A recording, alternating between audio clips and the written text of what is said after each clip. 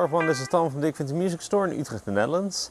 Today we are taking a look at a very interesting, like to me, especially because I've never played a guitar like this before, a vintage Ibanez, and it is from the 1970s, but it is not a lawsuit. As a matter of fact, it is one of the very early original designs that was designed by them for an artist.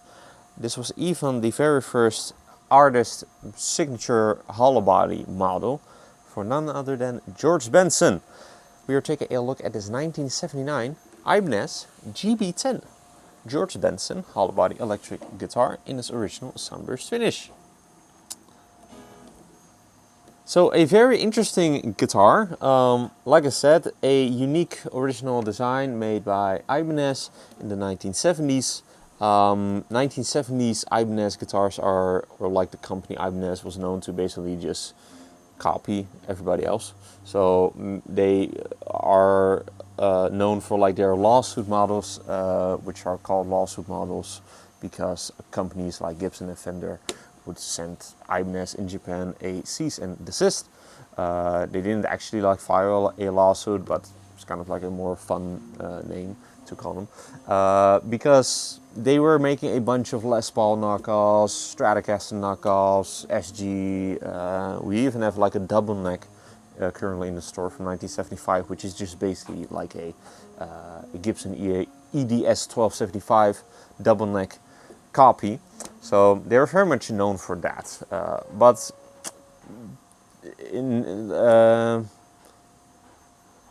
they were like very much known for that, but like they were actually built quite well. So that was also kind of like this thing. Yes, they were copies, but they were pretty good copies. They were not like exact copies, like they were the same quality as like Gibson or Fender, but they were known for that. But that obviously does not apply to this model. This is a unique model of theirs with a unique design. A hollow body electric guitar made for George Benson. So very much a jazz box. Even has these very cool and interesting dual floating pickups. So this model was first introduced in 1977, and get this, this is the longest running model made by Ibanez. So it was introduced then and it is still in production, has never been out of production is what they say. So yeah, an incredibly successful model at that. Yeah, this one is quite early then, from like 1979, so when it was only 2 years in production, and it is also in a very nice shape. So George Benson, in case you don't know, he is yeah, I myself I'm also not too familiar with him, but I do know that he is like one of those kind of like pop jazz legends, if you will, like when it comes to like jazz guitar, but also like in the pop realm. Like he played with some very big names over the years. He's one of those players that, yeah, pretty much everybody knows. He also sang. He also had quite a number of hits, I believe, in the 1980s, and perhaps also with some groups. I'm not too sure. Like again, I'm not too familiar with him and with his discography, but I do know that he's a fantastic and a very much well respected jazz guitar player. And yeah, he then got together with Ibanez to make an artist model for him, so his very own unique Ibanez guitar model, the GB-10. So incredibly interesting and cool guitar. Let's dive into the specs. First off, again, totally hollow. It is not super light, even though it is hollow, but it is also not super heavy. But we have got what appears to be a spruce top, and then some maple back and sides. The body shape is also quite unique. Like, it is not a copy of anything. Obviously, it is a single cutaway, so you could say that it is inspired by, you know, earlier Gibsons with the cutaway, like Gibson hollow bodies, but it very much has its own thing going on, like its own dimensions, its own curves. So that is, yeah, quite cool, especially for this brand in this time period. We've then obviously got some dual sound holes, the F holes. By the way, also got some very pretty binding around the top as well as on the back. On the top we've got some 5-ply binding, and then on the back some 3-ply. The sound holes are also then bound on the inside. We've got a floating bridge made out of ebony, and we've also got a very interesting and cool tailpiece with this faux tortoiseshell design, as well as like gold hardware. By the way, all of the hardware here is gold, so it's very much like a fancy electric guitar model. But you've also got these two thumb wheels, like these two screws, and this is actually like somewhat of a fine tuner. Like it pretty much works exactly as a fine tuner would, like a fine tuner tailpiece that you find on like the BB King, Lucille, or like other Gibson models even. But this then only works for like, or like only, it works for more than one string. It works for 3 strings. So you've got for the 3 bass strings this screw right here, and then for the 3 treble strings you've got this screw. So yeah, just have a little bit more control over your tuning, and so that it is everything, so that it is all just pitch perfect. Moving on to the pickups, these are some very interesting pickups because these are floating pickups, and we've got 2. So floating pickups are not unheard of, honestly, in the jazz world. They're also kind of like these pickups that you could like install on your hollow body guitar. So if you had like a hollow body arch top that was not electrified, you could like install one of those so that you do not like have to like route a hole out of the top. But we've then got this on this model, and we've got 2. So oftentimes you only see the neck pickup, but now we've got both pickups, so a neck pickup and a bridge pickup. And if you look at it from this side, you can actually see that they indeed float on top of the body, and they are not installed into the body. Rather, they are attached. The neck pickup is attached to the neck extension over here. So on this side you can see those screws like this mounting bracket, as well as on this side. And then the bridge one is actually installed onto the pickguard, or to the pickguard. So you can see obviously these 3 quite big screws. That is for that bridge pickup. They sound quite unique. By the way, this one is also currently set up with some flat 1 strings. Maybe you could already tell by the cloth ends right here. But then combined with these floating pickups, like this is like ultimate jazzy, kind of like plinky, muted tones that is very much jazzy. So it sounds very much suited for that genre, obviously, given this guitar and what kind of a player George Benson is. So definitely sound very unique. They are like humbuckers, I believe, but they also, them being floating, that also like adds like this different character to them. I'm guessing that they also are voiced towards more jazz, obviously. Again, they just sound really, really great. The pickguard is this faux tortoiseshell material, and what's actually quite cool is that this pickguard is actually in a very nice shape. I think that it is the original, or is it not? Oh no, wait, my bad.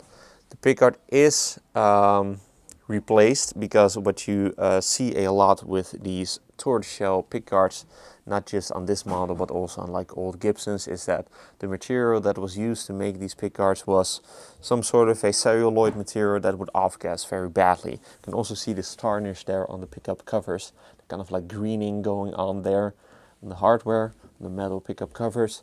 That is because this material, or like the material that the original pickguard was made out of, would off gas. So it would like emit almost a sort of a gas that would then tarnish metal, and it would also like just shrink and dry out, and then oftentimes it would crack and it would just fall apart over time.